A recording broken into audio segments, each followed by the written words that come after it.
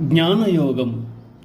భగవానుడిలా అంటున్నాడు, జన్మ కర్మ చ మే దివ్యం ఏవం యో వేత్తి తత్వతః త్యక్త్వా దేహం పునర్జన్మ నైతి మామేతి స అర్జున. అర్జున, నా జన్మకర్మలు దివ్యములు, నిర్మలములు, అలౌకికములు.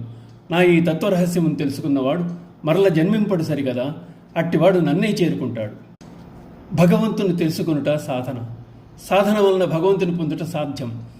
అందుకు భగవాన్ని స్వానుభవంగా తాత్వికంగా తెలుసుకోవాలి. పరబ్రహ్మమును తెలుసుకున్నవాడు దేహము ఉండగానే మోక్షమును అందుతున్నాడు.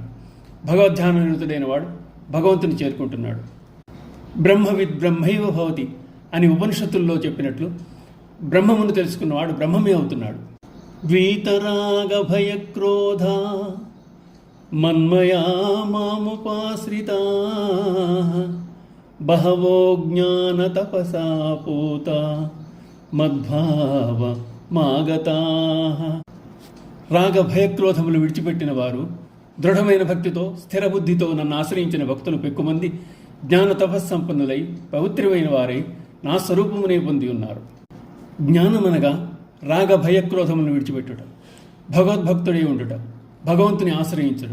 భగవదాసక్తి గల వారికి లౌకిక విషయములపై ఆసక్తి జనించదు. భగవతత్వం తెలుసుకున్న వారికి సర్వత్రా భగవంతుడే కనిపిస్తాడు. ఈ శ్లోకమునందు జ్ఞానము తపస్సుగా అభివర్ణింపబడింది. అట్టి తపస్సు అనేక జన్మల్లోని పాపమును కడిగివేస్తుంది, శుద్ధము చేస్తోంది. జ్ఞానము యొక్క ఫలితం చిత్తశుద్ధి, పరమాత్మ ప్రాప్తి అయి ఉన్నాయి. తపస్సు యొక్క లక్ష్యం మొదటిగా కామ క్రోధ భయములను వీడుట. అయితే అది అంత సులభం కాదు. వాటిని తొలగించుకున్నట్టుకు భగవంతుణ్ణి ఆశ్రయించాలి. ఏ యథా మాం ప్రపద్యంతే తాంస్తథైవ భజామ్యహం మమ వర్త్మానువర్తంతే మనుష్యాః పార్థ సర్వశః.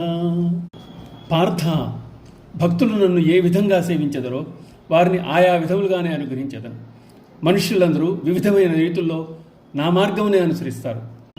భగవానుడు భక్తితో నిష్కల్మష భావంతో అనగా కర్మ భక్తి ధ్యాన జ్ఞాన మార్గంలో సేవించిన వారికి ఏది కోరితే అది ఇస్తానని చెప్తున్నాడు. ఎవరు ఏ ఏ భావములతో భగవంతుని భజిస్తారో వారిని తదనుసారంగానే అతడు అనుగ్రహిస్తున్నాడు. అటువంటప్పుడు భగవంతుని సేవించి ఆయన చెంతకు చేరి జన్మరాహిత్యమును మోక్షమును కోరుకోకపోతే అది వారి దోషమే అవుతుంది. ఓం నమో భగవతే వాసుదేవాయ.